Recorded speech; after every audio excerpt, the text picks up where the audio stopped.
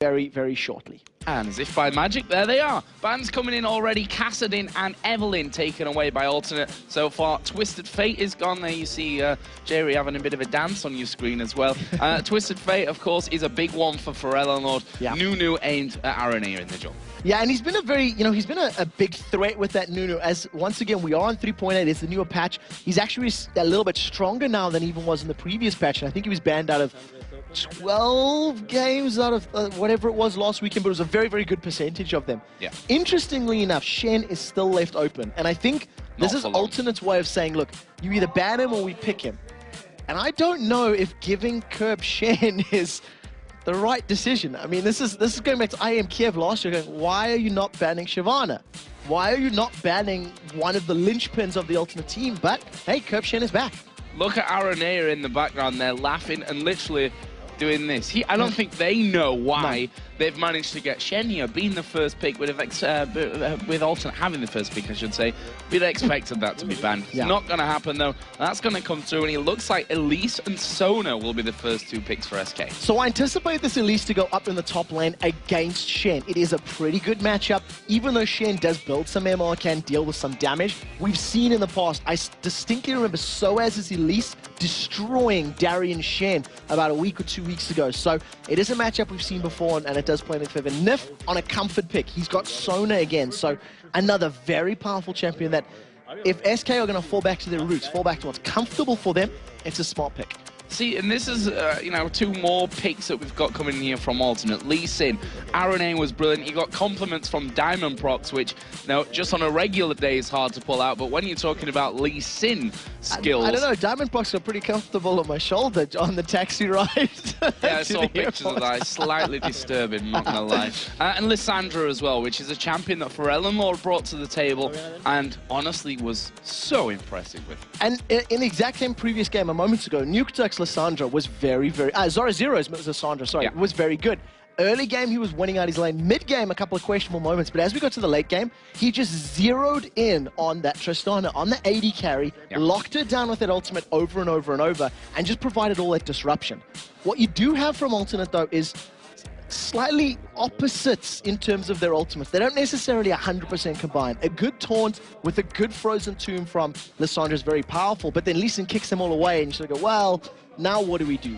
But if you were having Aranea playing like Insect and using the kick as an initiating tool, as that single target out, jump to a ward, boot them backwards, then it works perfectly. Which he's been doing really well as well so far in the games we've seen him as Lee Sin. Final two picks then here for, in fact, we should probably step that back a little bit because SK here, Ocelot and Candy Panda locking in the Orianna, a comfort champion again for Ocelot, and that Xin Chao for the jungler Hercubot. And of course, going back to again, when I think of Orianna, it's actually Ocelot from last year's regionals. Exactly. Gamescom, EU regionals, and just pretty much decimating everybody with it. So he needs to rechannel that performance. And we've seen some very, very good Orianna plays for the entirety of this. I mean, even if we go all the way back to the promotion tournament where Pharrell and Lord himself had the famous 3K ELO one. The one thing that is still missing for SK Gaming now would be their... Because they've got their jungler, Aranea is going to be mid laner, Kevin's going to be topper, so they've actually saved their AD carry for last. And this could be a reactionary one. They might go for an Ezreal, which would be a safe pick against their opponents. They could even go for a Tristana if they felt that the knockback was important. But it's very interesting to see SK for the first time in a very long time leaving their final pick not for Ocelot. Yeah, that's something that they've done, regularly and almost as a rule, actually, coming into Champion Select.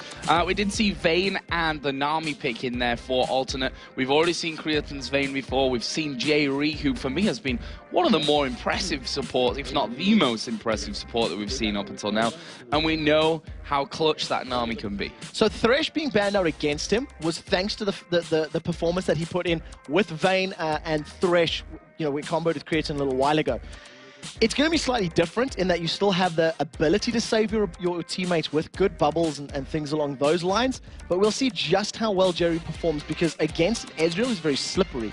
But if they catch Nif, that's just going to be insta-kill potential over and over and over. You get the on-hit slow, and it's deceptive how much damage it deals because the E from Nami, in conjunction with the tumble damage of Vayne, in conjunction with the Silver Prox Bolt, that is going to be very, very hard hitting against Sona in these early levels of the game. Yeah, those silver prox bolts definitely going to be very, very dangerous. Sorry, I don't usually do that, but thought I'd call you out on that one. I deserve that one. I deserve that one. So we are going to be jumping into game here then, and well, as you said before, and you guys all know the story, it's top of the table versus bottom of the table here. SK are in dire need of a victory here this weekend. Probably, if we're being honest, dire need of 2 victories this weekend. But this is certainly would be a great starting point for them to take down Alternate. And one thing we've not really touched on, because it's a story we've talked about before, is the whole Aranea thing. If there's any team that he wants to beat, it's SK Gaming. Yeah, there was a lot of drama and heated emotions and feelings when Aranea was released from the team towards the end of Season 2. And, he settled in with Alternate relatively quickly thereafter. And from there on out, he's been putting in amazing performances.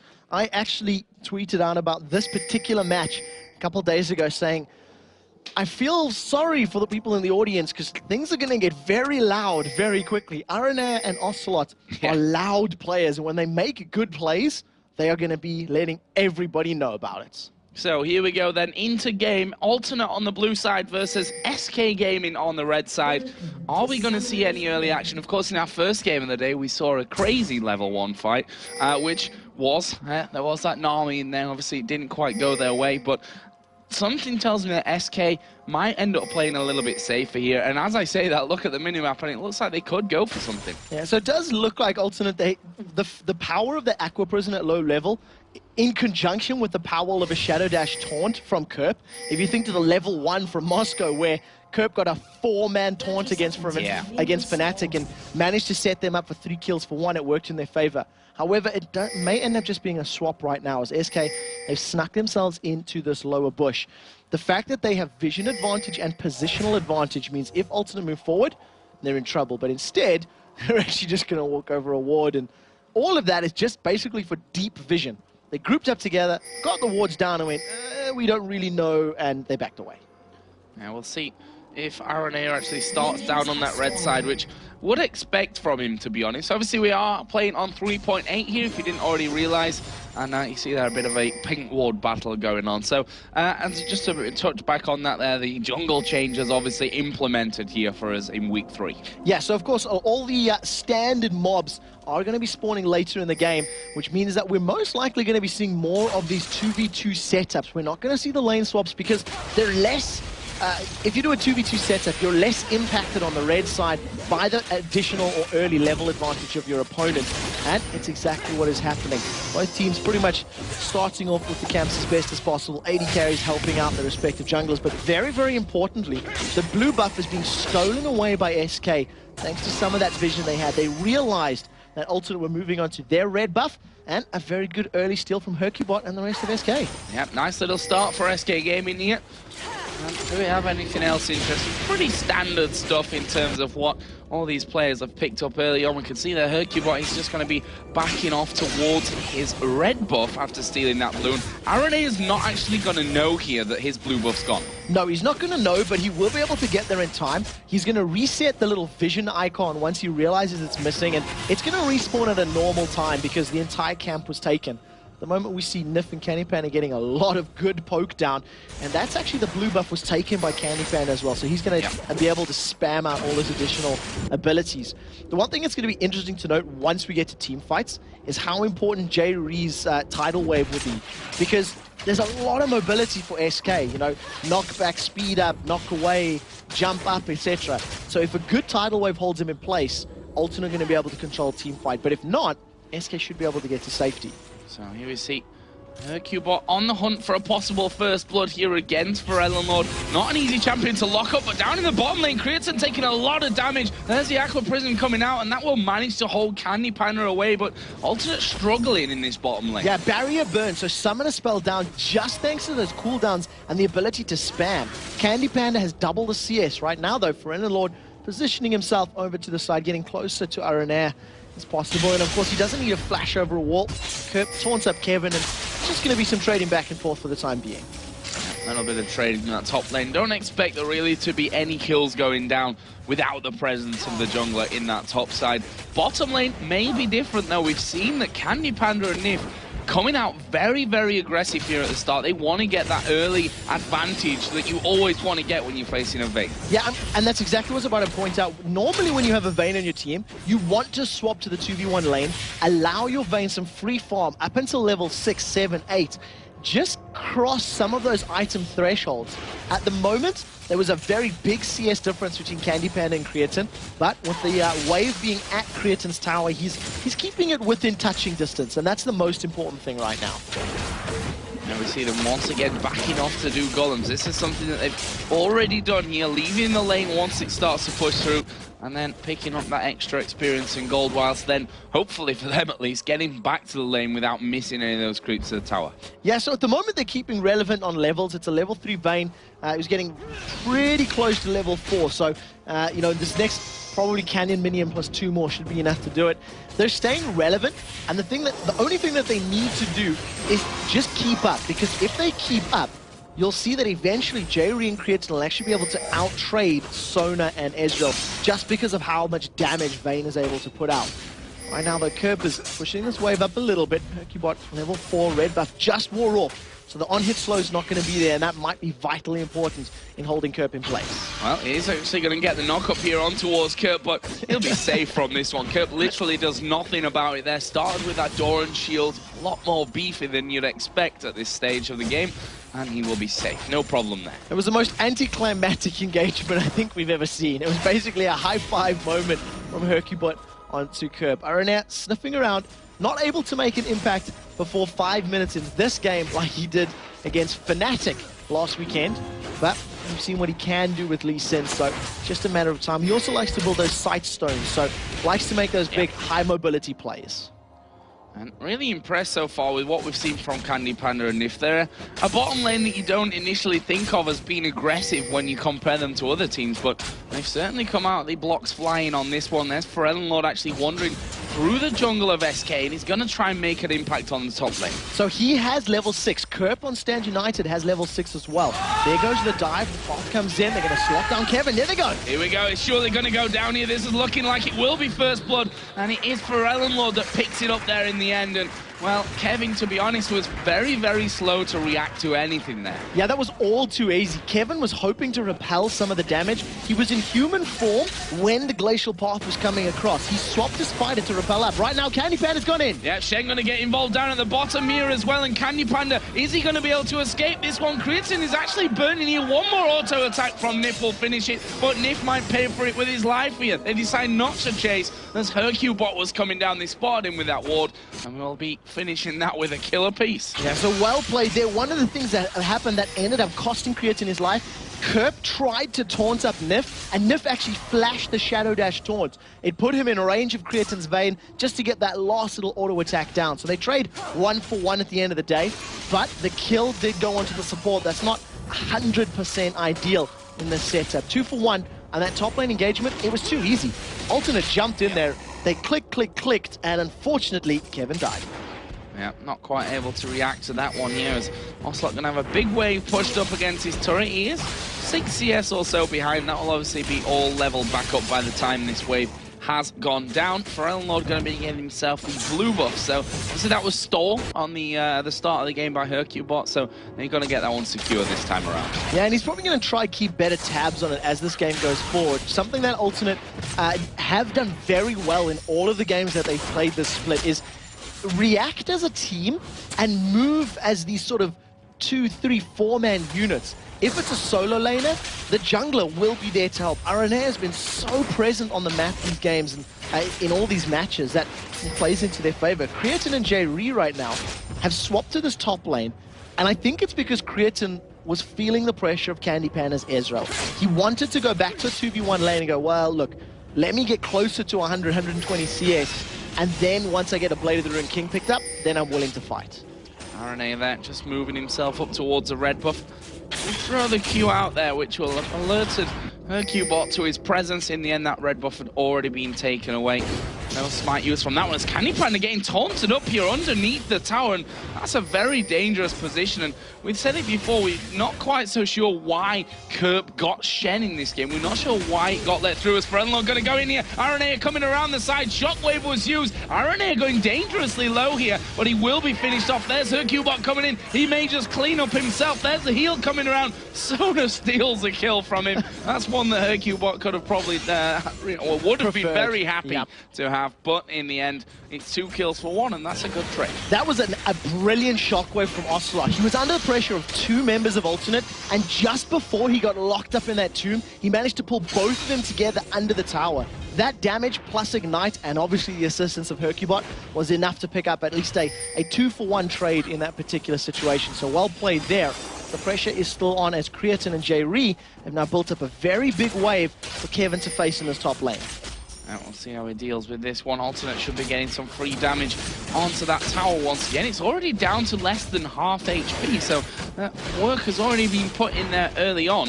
But this is going to be the first tower of the game. Now, at this point in time, one of the things that's been very interesting for me is the wards around Dragon. So with this tower going down, we've seen both J-Ree and Nif moving in and out of the Dragon Pit. You can see them down again, clearing out wards over and over and over. SK will put another ward down. Ultimate will put another ward down. SK will clear it. Expect, once that tower falls, that Ultimate will begin to collapse around Dragon to try force that objective. Kerp up to 65 CS and 101. He's almost got that Sunfire Cape finished here after just 10 minutes, which obviously makes it a lot harder for SK to have an impact on him in this bottom lane, even in that 2v1. Right now, they're going to set themselves up, though, for a Dragon attempt again. Now, if anybody's going to be able to steal a Dragon, Aranea is definitely one of the most likely. Kerp is down on the bottom, looking for Renanlord in the middle. The Dragon is still being pulled up, though. Renanlord does have his ultimate up, so he can jump in at any time, but this is going to be a 3 versus 4 at best. Vayne and King are missing. There's Renanlord. Renanlord could be in trouble here. There's a brilliant shockwave again coming out from Ocelot. But have they got the pace to get in? Stan United going to come down on towards Renanlord. That will keep him safe. And in the end, no kills happening. The Dragon, of course, wasn't taken either. No, that's very, very important because now all of a sudden, Alternate, they had the numbers advantage. But you can see that Nami and Vayne are moving back up towards the top lane. They've caught out Kevin. Is he going to get caught in the bubble? He's stunned. Oh, is he going to get knocked up? No, not quite there. And almost connected with the wall there with that condemn from Creatine. That could have been the death of him. I don't know if being a different human or spider form will affect the distance to getting stunned, but he just missed it. If that stun had connected, that would have been a death. End of story. You would have been caught by the Aqua Prison. Right now, there's Aranea. Oh, they've missed a few ultimates in there, but Renanlord was... I'm not even sure what he was quite doing there, to be honest. Maximum range on the crescendo. Absolute maximum range caught him out. Oh, he actually hit him, did it? Yes, he was just stunned at the absolute tip.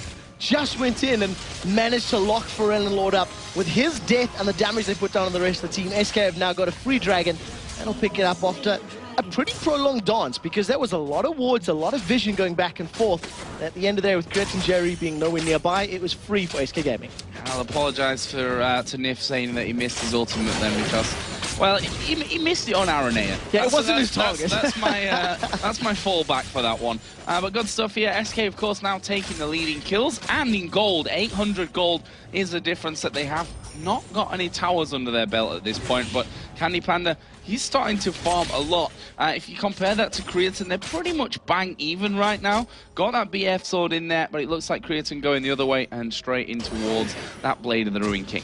So we'll see once that gets completed how aggressive he decides to play, because against an Elise, against a Xin Zhao, you're going to be able to use that active just to help put more and more distance away from you and control the tempo of a fight.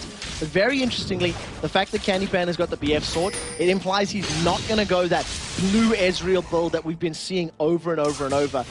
I actually think it could work against a Vayne, because you can outrange you can control the speed at which he chases you. And it doesn't feel like he wants to, as he's been caught by Creatine. Creatine's going to go head-to-head here with Candy Panda. Actually, the wave coming through from Nami will pretty much save Creatine's bacon there. Hercubot was coming down to help with that one as well, so Bit of a crazy engage down on the bottom lane. Neither AD carry wanting to get drawn too far into that one, and no kills resulting. Had Hercubot not been around, Creaton would definitely have continued that chase. He had the ability, he had that Hunter in the Night, his ultimate on gives him that big boost to his movement speed when chasing enemy champions, and he would have carried on chasing him down, but wisely decides to back off.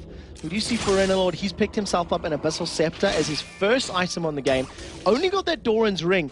And that's quite interesting on a Lissandra because her mana costs are quite high. Kerb's moving in, he's not going to steal the red buff. Pretty close though. I think if it had been there half a second earlier, you might have been able to get that one off with a Vorpal Blade since Hercubot didn't have his smite available for that one. And right now, Alternate got some deep wards down inside the SK jungle and looking to maybe catch someone. That's an Aranea ward, and the reason I point that out, he's within range of Safeguard. So if anybody walked over the distance of that ward, he would have jumped to it, kicked somebody back, and that would have been the initiation tool. That would have been the let's pick a fight moment. I still remember him kicking somebody back and Jerry landing a hook on a target flying through the air thanks to that Dragon's Rage kick. True Shot Barrage gets fired up. That's to help clear the minions in the mid wave. We've got a bit of a slower game on our hands right now. Less ganks and less action, except now. Except now we are going to see Stan United coming down. Nif going to get stunned up here. He's trying to get away from it, but a max range taunt from Kerb coming out there. And they've hardly lost any health in getting that one through. The crescendo was used, the flash was used. That's a great pickup for Alternate. And we actually see more pressure in the middle. Ocelot. They're going straight in towards Ocelot. He's not escaping this one. Aranea coming in, but Forelnor's damage was enough there all alone pretty much to finish that one off. And that's going to be a turret here as well for Alternate. Crucially, no hesitation from Forelnorlord either. The Frozen Tomb came down the instant he was within range, so Ocelot never got the chance to pull them towards him and get all that damage down. They managed to pick up the tower in the bot lane, while Hercubot is going to get the tower in the top lane. So they end up trading 3 for 1 as far as towers are concerned. Yeah, that's not the best trade ever, to be frank. But look at this, there's a 5-man Alternate now. We're down in the bottom lane, and SK have to reply to this one, otherwise they're going to lose this in a turret. I can't see them getting there quick enough for this one, and that is a very fast move from Alternate. Right now, SK Gaming need to make a play. They've been reacting to Alternate, and they've been picking up kills here and there. They've picked up a tower thanks to reacting to the pressure on the bottom lane. But unless they're the ones landing a crescendo, landing a good shockwave, they're not going to pull ahead in this matchup. Nif, it's a very good ward down, reveals Forenalord's position, but his crescendo nor his flash is available. And Nif is actually, he is a flash crescendo kind of support. So always got to be aware of that once we get later into this game. Right now, SK looking to reply with this. They've got a 4-man squad of their own pushing down towards that bottom tower. And in the end, it's actually a 5-man, I can't count. But yeah, pretty much every player now in this bottom lane, which suggests that there might be something about to kick off there. Not quite sure it gives you that idea, Joe Miller, but with the minion waves here, maybe that's the signal to go. They haven't got it stacked up. The taunt does get missed. Here comes the tidal wave, and here comes Forenalord. There's a shockwave on towards Aranea. He's falling dangerously low from this one. Kerb not super healthy either, as Forenalord actually goes straight into the middle of them, pops the ultimate on himself. But is he going to die from this? He's burning with the ignite. Kerb is going to fall as well, and SK managed to pick up a 2 for 0. Simply put, Alternate were 2 split there. SK backed off. They peeled exactly like they needed to. They made a half moon so that none of the AoE abilities could truly hit all of them. And once that Frozen Tomb was down, they re-engaged. They recommitted. Kevin did so well with his rappel. He flew up into the air. He waited until he knew where Forenalord was going and then pounced right on top of him with that spider form. Tower number 2 picked up for SK. This is going to be tower number 3. And if anything's available in the jungle or the dragon in 30 seconds, they're going to have prime position for it. Very strange part of the game that there was like all 10 players down there with 17 minutes in, 10 players down in the bottom lane. Alternate go in, but kind of half-heartedly. Forenalord himself, dove straight in the middle of the pack, put the ultimate on himself to, basically the mini Zonyas that Frozen Tomb gives you. But they weren't able to follow up then with enough damage. And basically, the reason Forenalord did that is because Kerb dove in there first. Kerb dove in and tried to get a taunt. The taunt was dodged by Candy Panda's Arcane Shift. He didn't get locked up or caught out. And I think Kerb forgot Forenalord wasn't playing Orianna. Because if there was an Orianna ball on top of his head, it would have pulled everybody together. To be very fair as well, Ocelot's ultimate only caught Aranea. It was off a little further north. Nobody was really grouped up tightly enough. And because Alternate's composition needs you to be stacked for it to truly work. It meant SK got away with it. Right now, Dragon is up. We have a couple members of Alternate around. Stand United is available for Kirk, but I don't think they're going to challenge. And now RNA is in trouble. They may lose RNA from this one. There's the crescendo coming out just to assist. It's Kevin that picks that one up. Now Hercubot getting locked up here inside of the Aqua Prison, but he may just be able to follow through for this one. There is the claw coming through, not quite able to grasp him, and that will be 7-5. Meanwhile, Kerp in the top lane is split pushing. As only as Shen can, and we're seeing Kerp do his traditional build as well. Hex Drinker second. It's something he's been doing over and over and over with his Shen. Maybe it's the way you should be building Shen. He's been caught out by a very good Cocoon. And Kevin's just going to be happy to farm up the wave. So Dragon, though, did go the way of SK, and they maintain that gold lead. Yeah, certainly not a bad item to have, even if it is his normal build. As we are going to see Candy Panda being chased down here by Creaton, gets stunned against the wall. Creaton didn't have vision of him because he was stunned inside of the brush. Candy Panda trying his best here to juke him, but he can't really match the damage of that Vayne with that Blade of the Ruin King and a Zeal now on top of it. No, not at all. Candy Panda did relatively well to keep in and out of vision. Right now, Creaton, he flashes it. Flashes away and actually starts to turn around there on towards Ocelot, who himself decides to back off once that shockwave was flashed away from. And again, crazy stuff going down in that bottom lane. If we look at the CS and the kills between the two AD carries, it's a bit of a scary thought for SK Game, because this Vayne has got more CS, has got more kills as well. Vayne is always going to do more damage than an Ezreal will the later this game goes, and especially if she starts getting a little bit more fed.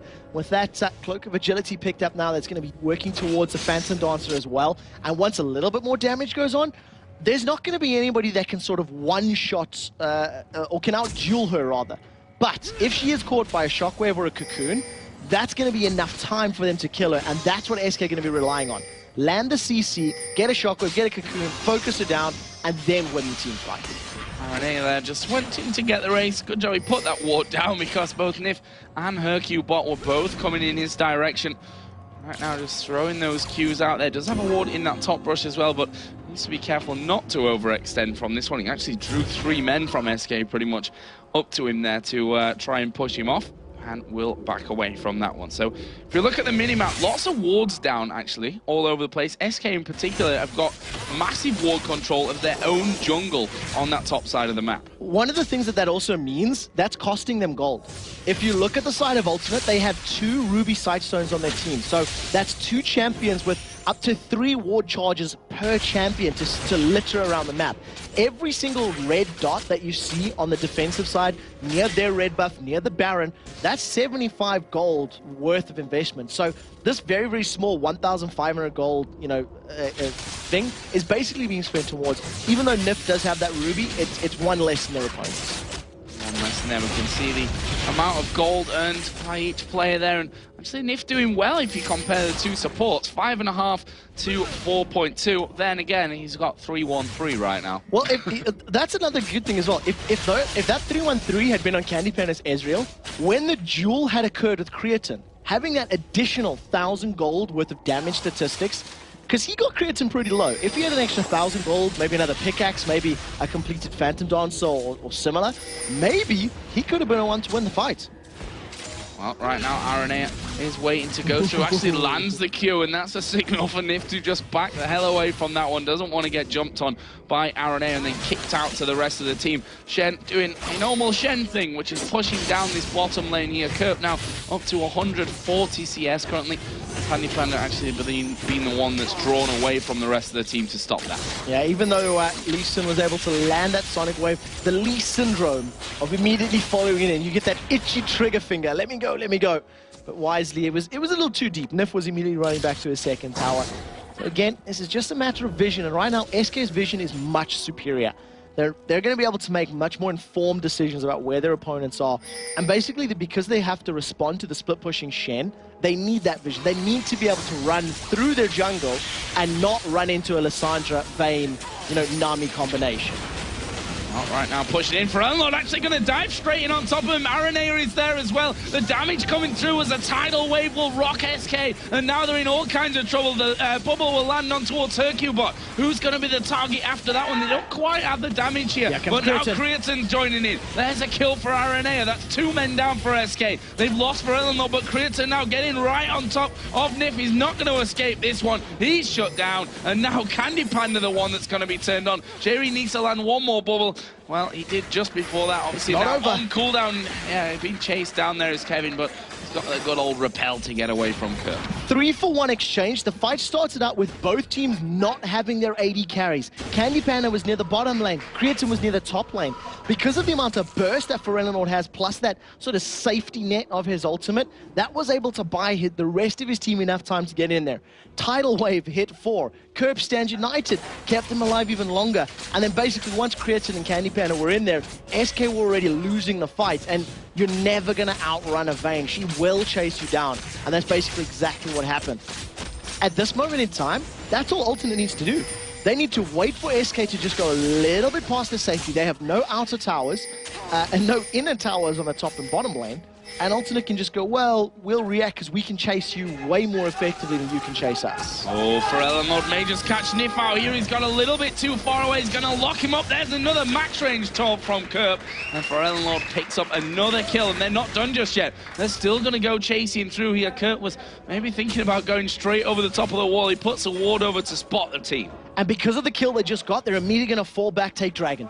They have defensive wards in the jungle. Ferelinold will push this wave out, and this will put Alternate on the board as far as Dragons are concerned. I think this is their first, and I believe SK have had 2, if memory serves correctly. So that's going to at least start to close this gold deficit. And all of a sudden, they have the lead. They have a 500 gold advantage over their opponents, thanks to 2 team fights and 1 additional Dragon right now.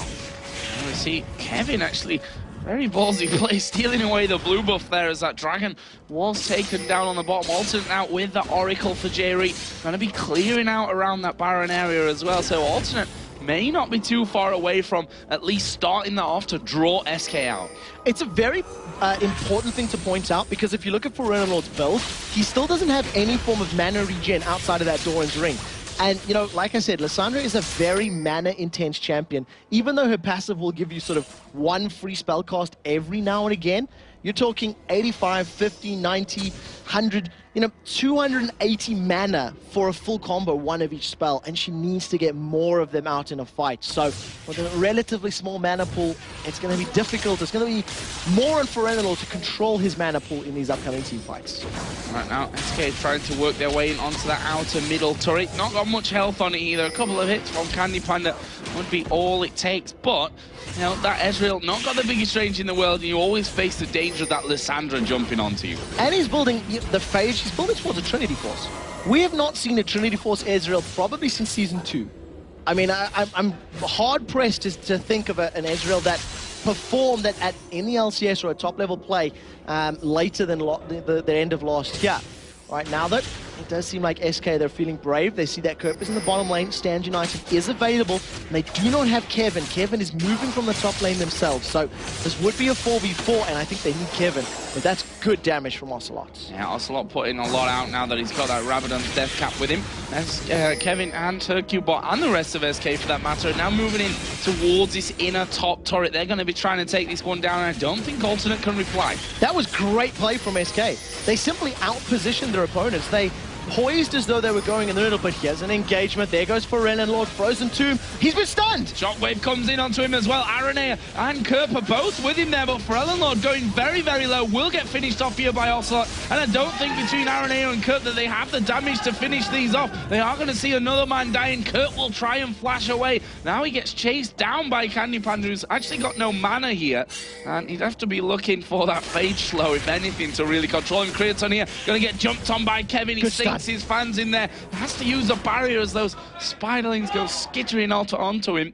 And that will be, in the end, a 3-0, and SK got perfect position now on the Baron. Phenomenal fight. First and foremost, Kevin and Candy Panda completely zoned out Creaton. They kept Vayne away. They kept his attention. Then, Nif managed to land a crescendo the millisecond that Pharrell Lord reappeared. He followed in with that glacial path. He appeared after the claw, and as he was about to get his ultimate down, he got stunned. He ate all the damage, and he was forced to use ultimate on himself, not on a target. So that additional burst damage that comes down from the Frozen Tomb wasn't there.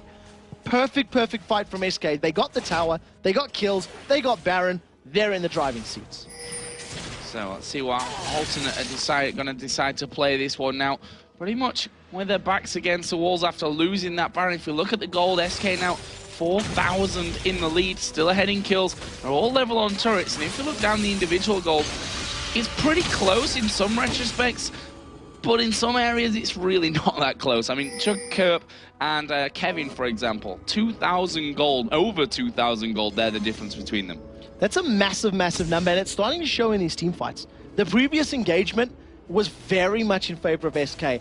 Alternate tried to make a play happen, and I think overzealousness, overconfidence maybe in their ability to land their spells cost them that fight, because they didn't need to throw themselves in it. They didn't need to pick a fight into the fog of war, you know, into their opponent's defensive position. So Alternate will probably need to just press that pause button, slow things down for a little bit, and once Baron wears off, maybe they can react, and actually Candy Panda stole that with a very nice Mystic shot.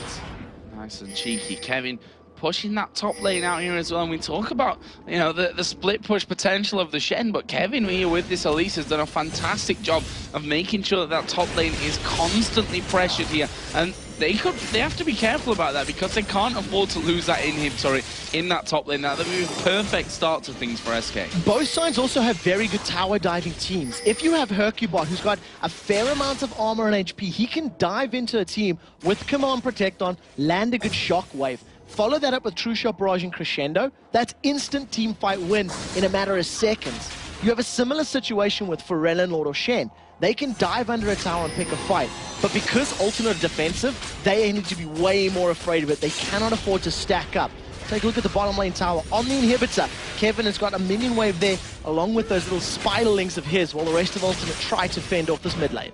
Yeah, having to come across to deal with this one here.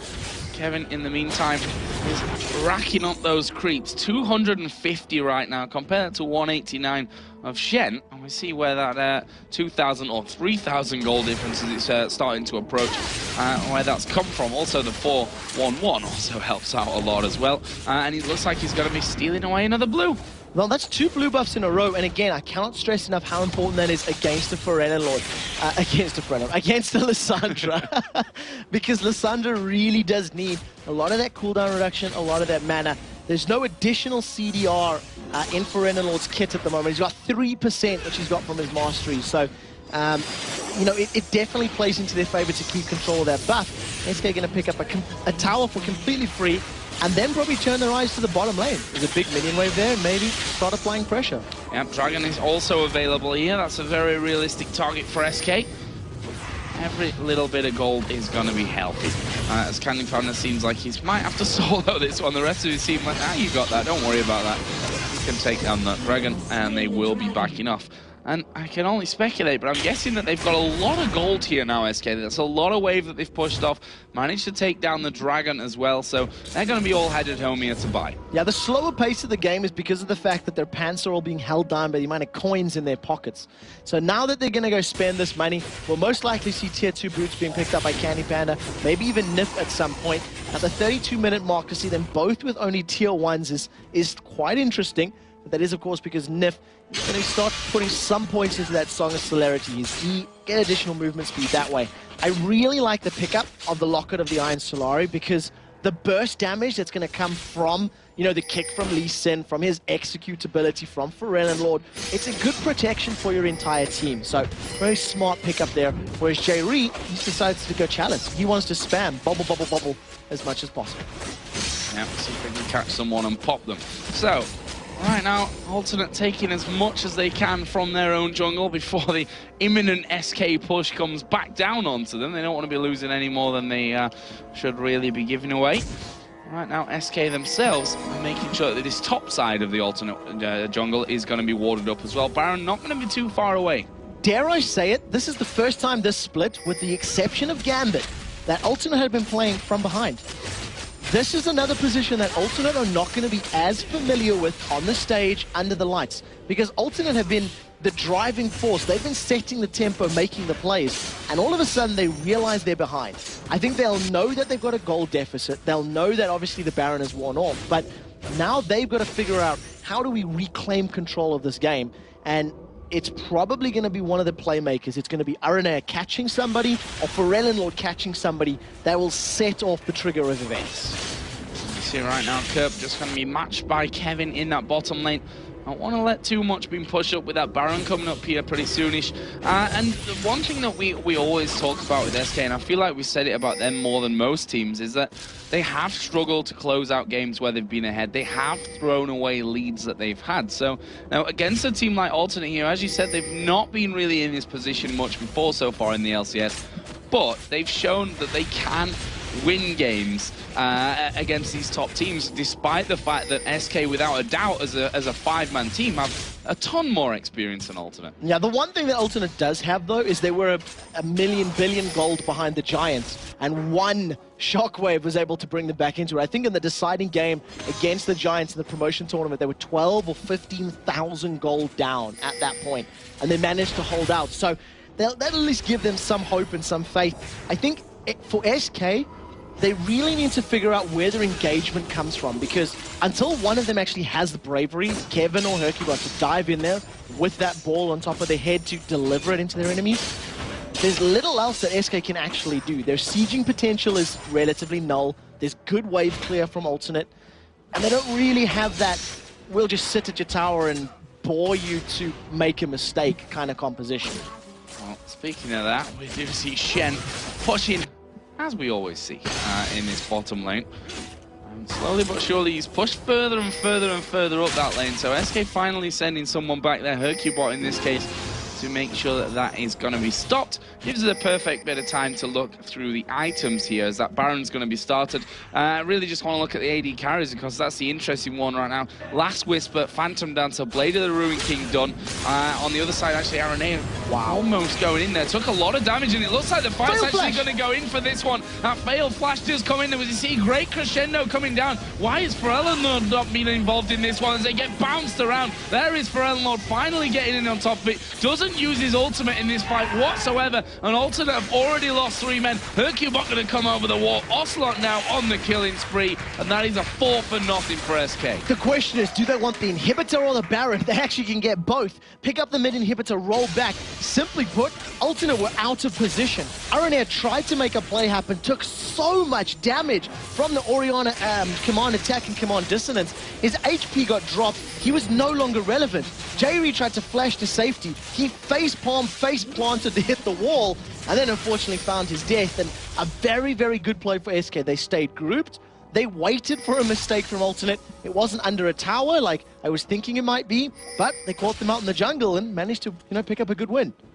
Right now, that Baron spawning in. We have pretty much a freebie here for SK. Forellenlord might try and be cheeky here from the side, but he's got to be quick to get in there. The Baron's going to go down before Forellenlord can get anywhere near it.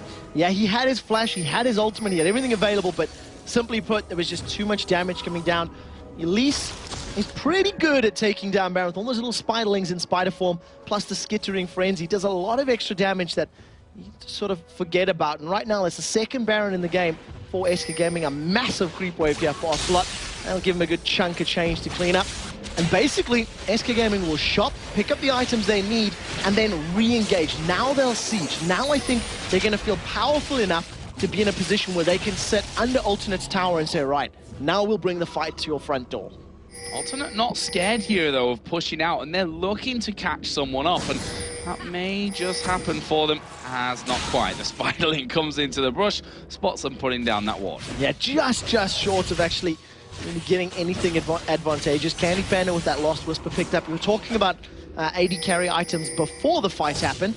Trinity Force collected, Lost Whisper collected. So with his passive and the Trinity Force, it'll give him, respectable attack speed right now. But one of the things that we definitely want to keep a close eye on is whether or not in the dueling situation, he actually can use that range and the additional movement speed of his Zeal to try stay away from Creatine, because Creatine went very aggressive in that previous fight. Candy Panda just did something completely weird there. We saw him taking the red buff, and he left one of the lizards up, actually. You saw him, like, kind of go, did I kill it? Did I actually kill it? And he didn't, so that's not actually going to be respawning for him here. A bit of strangeness going on, but we're talking about a red buff here for almost 40 minutes into the game, so, you know, probably not going to be the biggest thing in the world, but you never quite know what's going to turn things. Yeah, it's going to completely delay the spawning of the next one, so at the very least it's going to be a pain in the butt. Right now, though, with the super minions in the middle wave, we'll most likely see SK Gaming. They should move to the top or the bottom wave. There's a very big minion wave pushing in their favor against Alternate. So they're going to allow the minions to do the pressure for them, group up maybe towards this top lane, and basically just pick another tower to focus down. I'm not a big fan of using the same wave of super minions to apply your pressure, basically because they can do the work for you. You allow them to control the map. And I think SK are realizing that as well. With Kerp in the bottom lane, he does have Stand United. It's just a matter of time before they start bashing away on this turret. Look at that shield as well. Very tanky Hercule bot, taking 0 damage pretty much from that tower.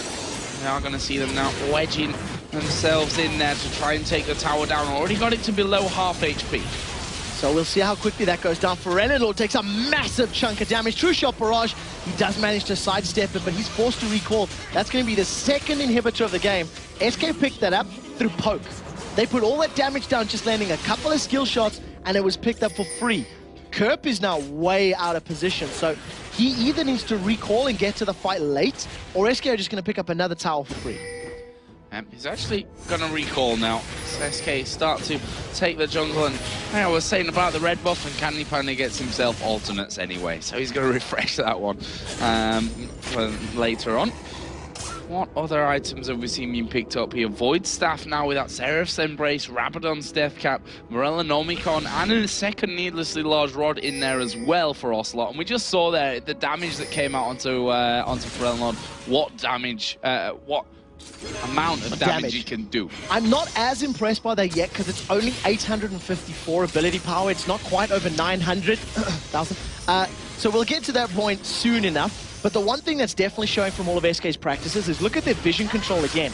Keep very close eye on just how many dots are scattered across the map. They want to know every single move that Alternate make.